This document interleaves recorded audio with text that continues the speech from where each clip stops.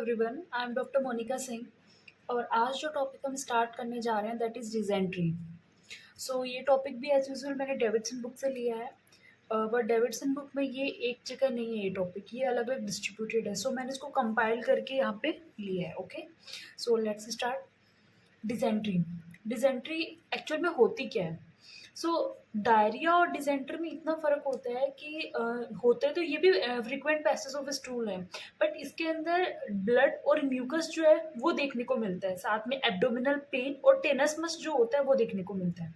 सो ये ही डायरिया और डिजेंट्री में फ़र्क होता है कि डायरिया के अंदर ब्लड और म्यूकस जो है कॉमनली देखने को नहीं मिलता, बट वो डिजेंट्री में देखने को मिलता है।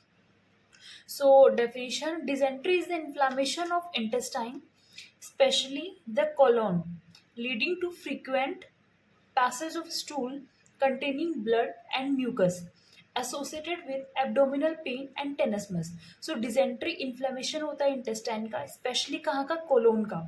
So colon कहाँ का part है? large intestine का. So ये large intestine का inflammation होता है, leading to frequent passes of stool, जिसकी वजह से स्टूल फ्रीक्वेंटली पास्ड होता है, जिसके अंदर ब्लड और म्यूकस होता है, और साथ में इसके एब्डोमिनल पेन एंड टिनसमस का मतलब होता है एंठन, एंठन देखने को मिलती है। ओके, सो ये डेफिनेशन है डिजेंट्री की। फिर हम बात करते हैं डिजेंट्री के टाइप्स की। सो डिजेंट्री के टाइप जो है ये दो टाइप की होती है, amoebic dysentery and bacillary dysentery. So amoebic dysentery की अगर हम बात करते हैं तो इसकी जो है एंट अमीबा हिस्टोलाइटिका के द्वारा कॉज होते हैं। ये एक प्रोटोजोवन द्वारा कॉज्ड डिजीज, प्रोटोजोवन से कॉज्ड होती है। ओके, बल्कि बेसिलरी डिसेंट्री जो है वो बैक्टीरिया कॉज करता है। ठीक है, ये डिफरेंस है जो हमें पता होना चाहिए कि प्रोटोजोवन होती है कौन सी? एमीबिक प्रोटोजोवन होती है, और बेसिलरी का बी और बैक्टीरिया का बी सेम सेम। तो bacillary is caused by bacteria. Okay, so amoebic dysentery जो है एंट अमीबा हिस्टोलाइटिका द्वारा कॉज की जाती है, और अगर देखा जाए तो एंट अमीबा दो स्पीसीज होती है इनकी, एंट अमीबा डाइस्पर और एंट अमीबा हिस्टोलाइटिका।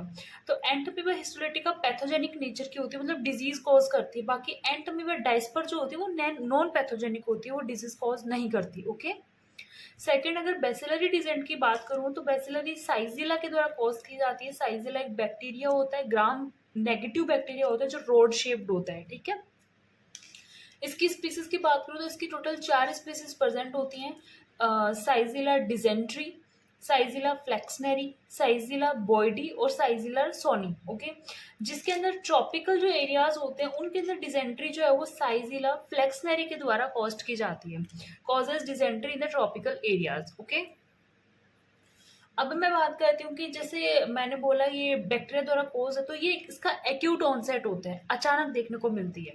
बट कि एमीबिक डिसेंट्री जो होती है उसका ग्रेजुअल ऑनसेट होता है, धीरे धीरे प्रोग्रेस करती है। ठीक है, इसका इंक्यूबेशन पीरियड अगर वो धीरे धीरे कर रही है, मतलब लंबा होगा इंक्यूबेशन पीरियड, तो इसका इंक्यूबेशन पीरियड 2 वीक से लेके कुछ मंथ्स हो सकता है, और कुछ ईयर्स तक भी इसका इंक्यूबेशन पीरियड जो है वो हो सकता है।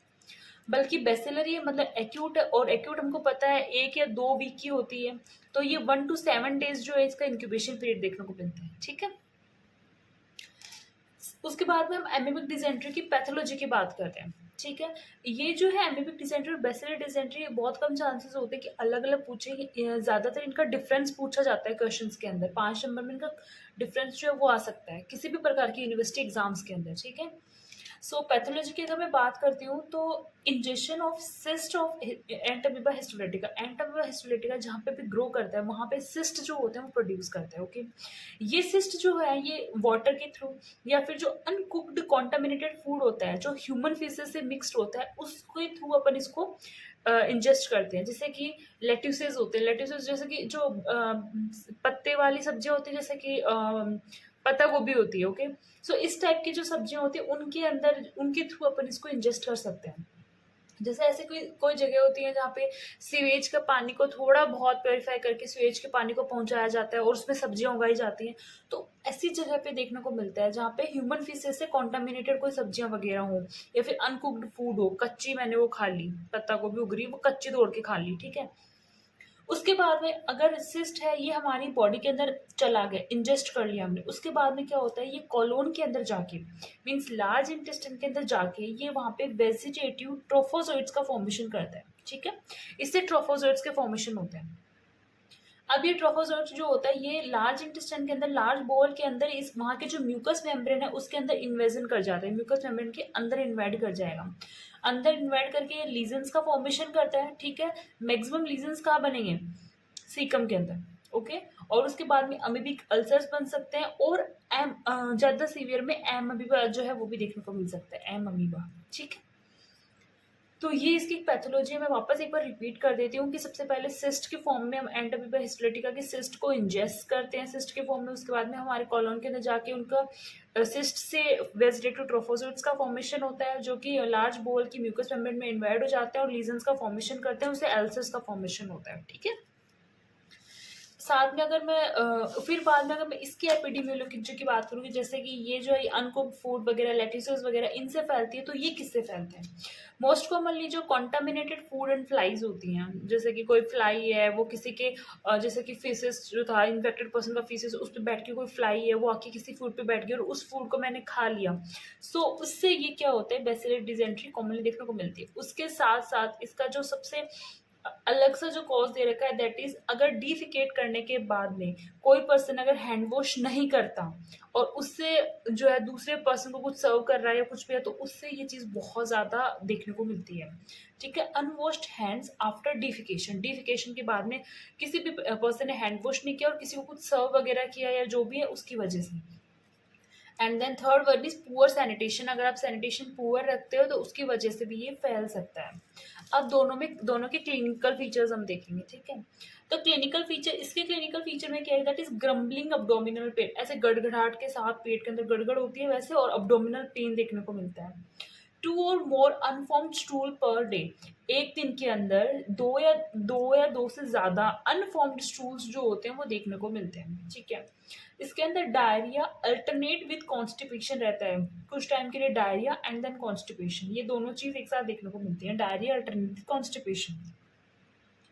स्टूल के साथ म्यूकस देखने को मिलता है, सम टाइम कभी कभी स्ट्रिक ऑफ ब्लड देखने को मिलती है कि एक धार जैसी ब्लड की एक धार देखने को मिलती है, साथ में ऑफेंसिव ओडोर भी रहती है उस टाइम पे उसकी। ठीक है, उसके साथ टेंडरनेस देखने को मिलती है along the line of colon, colon की लाइन के along, specially over the caecum, caecum के अंदर, एंड पेल्विक कोलोन के अंदर। यहाँ पे क्या देखने को मिलती है, टेंडरनेस पर्सन को फील होती है, क्योंकि अपन ने क्या बोला, ये ऑब्वियसली अल्सर्स वगैरह ये सब कहाँ फॉर्म कर रहा है, लार्ज इंटेस्टाइन के अंदर। ठीक है, तो लार्ज इंटेस्टाइन वाले पार्ट्स के अंदर ही टेंडरनेस फील होगी ऑब्वियसली, तो लाइन ऑफ कोलोन के अंदर, specially over the caecum and pelvic colon, तो यहाँ पे टेंडरनेस अपन को देखने को मिलेगी। ठीक है, उसके साथ साथ अगर मैं इसके क्लिनिकल फीचर्स की बात करती हूँ, तो इसके क्लिनिकल फीचर के अंदर डायरिया तो ऑब्वियसली होगा ही, साथ में colic abdominal pain, colic abdominal pain देखने को मिलेगा।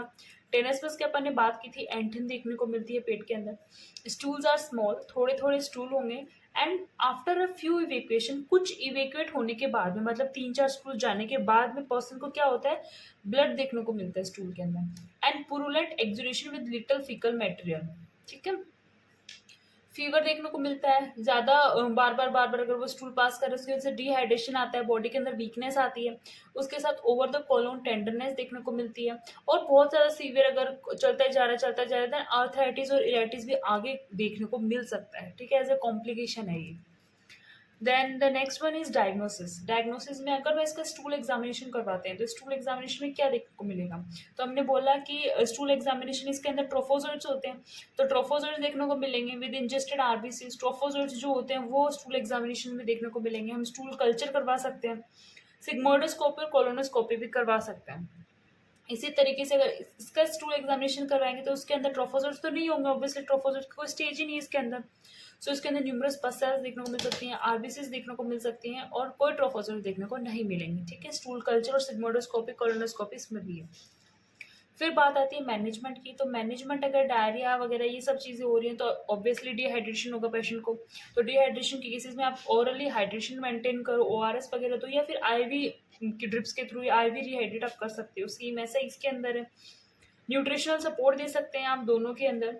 इसके अंदर क्या होंगे, इसके अंदर आप जो है एंटीबायोटिक्स का यूज नहीं करेंगे, एंटीबायोटिक यूज कब की जाती है, बैक्टीरियाज को किल करने के लिए, सो बैक्टीरिया के द्वारा तो बेसिलरी डिजेंट्री कॉज हो रही थी, सो इसको भी यहाँ पे आप एंटीबायोटिक्स का यूज भी इसमें करोगे, सिफ्रोफ्लक्सासिन या फिर एजिथ्रोमाइसिन एक्सेट्रा। इसके अंदर क्या करेंगे अपन, प्रोटोजोन को किल करने के लिए यूज करेंगे, जैसे मेट्रोनिडाजोल, टिनिडाजोल एंड डायलोक्सिनाइड फ्यूरोट। ठीक है, ये सबको हम यूज करेंगे। उसके साथ साथ प्रिवेंशन की अगर बात करें तो ये कॉज कैसे हो रही थी, जो uncooked food, contaminated food with human faces था, उससे कॉज हो रही थी। तो कभी भी फ्रेश अनकुक्ड वेजिटेबल्स को ईट नहीं करना चाहिए। ठीक है, और ड्रिंकिंग अनबॉइल्ड वाटर, कभी भी बिना गर्म किए पानी को ड्रिंक नहीं करना चाहिए। ये इसके अंदर प्रिवेंशन है। इसके अंदर क्या है, कभी भी अगर आप डिफिकेट वगैरह करके आ रहे हैं या फिर कुछ भी, तो आपको हैंड वॉश करके ही किसी को कुछ सर्व करना चाहिए। प्रॉपर सैनिटेशन को आपको मेंटेन करना चाहिए। सो ये हमारा अमीबिक एंड बेसिलरी डिजेंट्री है। सो क्वेश्चन जो है आपको ऑब्वियसली आपको जो मोस्ट प्रोबेबली अमीबिक और बेसिलरी डिजेंट्री जो है, इसके अंदर डिफरेंस ही पूछा जाता है। Okay, thank you.